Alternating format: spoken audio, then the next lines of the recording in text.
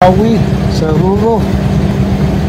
Nakuyaw na maging kalibutan na katako sa Buhawi dahil sa may Ruro.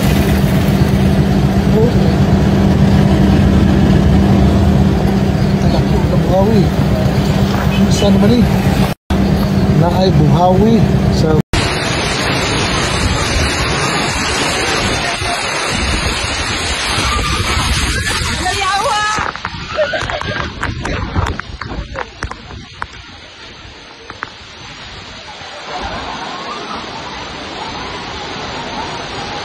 Kulayawa, Bagyo naman ito! What the fuck? Ah, Lord! Ah.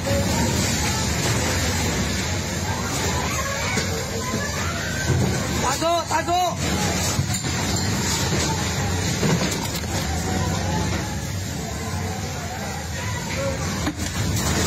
Lord! Tama na, Lord! Lord! Tama na, Lord!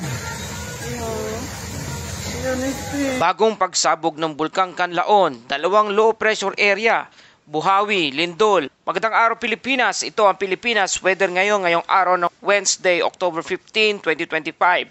Sabay-sabay na umusok, umuulan at umuugong ang mga natural na kaganapan sa ating bansa. Bulkang Kanlaon sa Negros Island nagbuga ng makapal na usok at abo ngayong umaga. Dalawang low pressure area, isa sa loob ng Philippine Area of Responsibility at isa sa labas, patuloy na binabantayan. Posible mag-iisang bagyong Ramil. Buhawi at Ipo-Ipo sa Davao at Cebu nagdulot ng takot sa mga residente.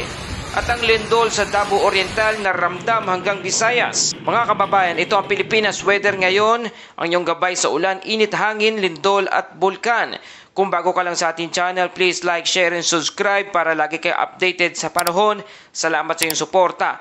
Layunin natin maghatid ng malinaw, maasahan at madaling maintindihan na ulat, panahon at kalamidad sa araw-araw. Mga kababayan, ayon sa Pag-asa, may dalawang namataang low pressure area o LPA. Ang una ay nasa 130 kilometers east-southeast ng Baler, Aurora. At ang pangalawa naman ay nasa karagatan ng Camarines Norte malapit sa Benzon area. Bagamat wala pang bagyo sa ngayon, parehong nagdadala ng maulap na kalangitan at malalakas na thunderstorm sa Luzon at Visayas. Sa madaling salita, kahit walang bagyo, sa pangalan parang dalawang bagyo na ang epekto ng ulan at hangin. Para sa ating Luzon forecast sa Metro Manila, Calabarzon, Aurora, Nueva Ecija at Bulacan, maulap na may kalat-kalat na pag-ulan at kulog. At Bicol Region at Mimaropa, may thunderstorm lalo na sa hapon at gabi. Sa Northern Luzon, bahagyang maulap, may isolated light rains. At paalala, mag-ingat sa flash flood at landslide lalo na sa Quezon, Aurora at Bicol Region. At sa Visayas at Mindanao naman, dahil sa low pressure area at easterlies, halos buong rehiyon ay may maulap na kalangitan at thunderstorm. At sa Mindanao, generally fair weather, pero may mga localized thunderstorm lalo na sa hapon.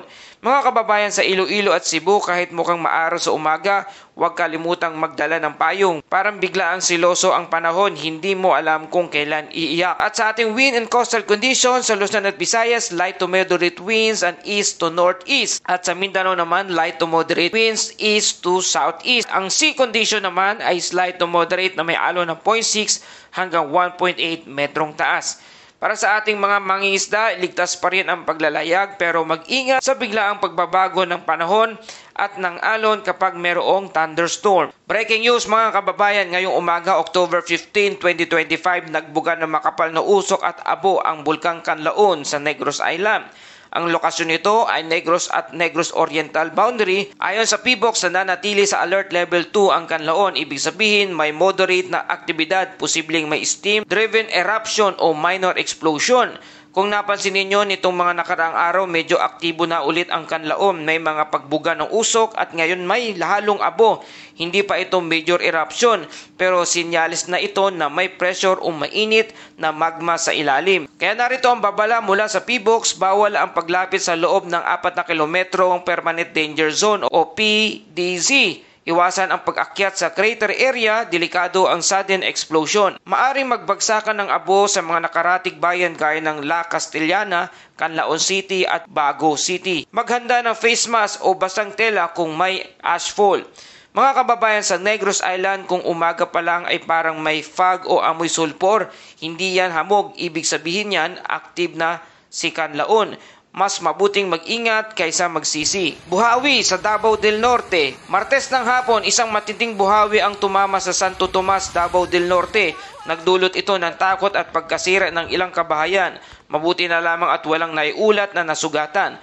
Ang buhawi ay karaniwang resulta ng malalakas na thunderstorm cells. Biglaan, mabilis pero delikado.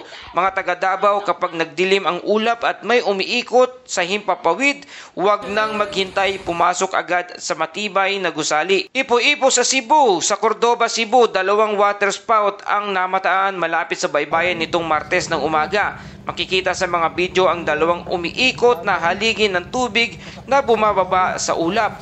Hindi man kasing lakas ng tornado sa US, pero kapag tumama ito sa mga bangka o bahay sa tabing dagat, malaking pinsala pa rin ang dulot nito. At para sa ating update sa lindol, magnitude 4.6 at magnitude 4.3 aftershocks yumanig na naman sa Bogo City, Cebu ngayong Miyerkules ng hapon. Magnitude 4.9 naman na lindol yumanig naman sa Manay, Davao Oriental ngayong Miyerkules ng hapon. At magnitude 4.3 naman na lindol yumanig sa Balagiga, Eastern Samar ngayong Miyerkules ng hapon. At kaninang alas 9 ng umaga, magnitude 4.4 naman na lindol yumanig sa Gimbal, Iloilo. Mga kababayan, ilang matitinding pagyanig. Ito ang gising sa mga taga Cebu at Western Visayas. Sa kabutihang palad, walang naiulat na malubhang pinsala pero ramdam ito ng marami. Paalala mga kababayan, kapag naramdaman ng lindol, duck, cover and hold, huwag tatakbo agad sa labas. Kung titingnan natin sabay-sabay ang natural na pangyayari ngayon, may bagyong nabubuo, may aktibong bulkan, may buhawi at lindol. Pero huwag tayong mabahala bagkus maging alerto at maalam. Ang kalikasan ay hindi kalaban kundi paalala. Paalala na maghanda, mag-ingat at manalig sa Diyos na may hawak ng lahat ng ito. At dahil dito, ito ang Bible verse of the day mula sa Psalms 46 verse 1, God is our refuge and strength, an ever-present help in trouble. Mga kababayan, sa gitna ng unos at pagyanig, tandaan, ang Diyos ang ating kanlungan. Kung ang lupa ay yumanig at ang langit ay umulan ng abo, may Diyos pa ring nagbabantay sa atin. Ito ang Pilipinas Weather ngayon, ang inyong sandigan sa ulat ng panahon, kalamidad at pag-asa. Maging alerto, maghanda ng maaga at manatiling matatag sa bawat unos. Hanggang sa susunod na update. Ito ang Pilipinas Weather ngayon na lagi nagpapaalala, magihanda, magiligtas, magi-alerto, ingat tayong lahat.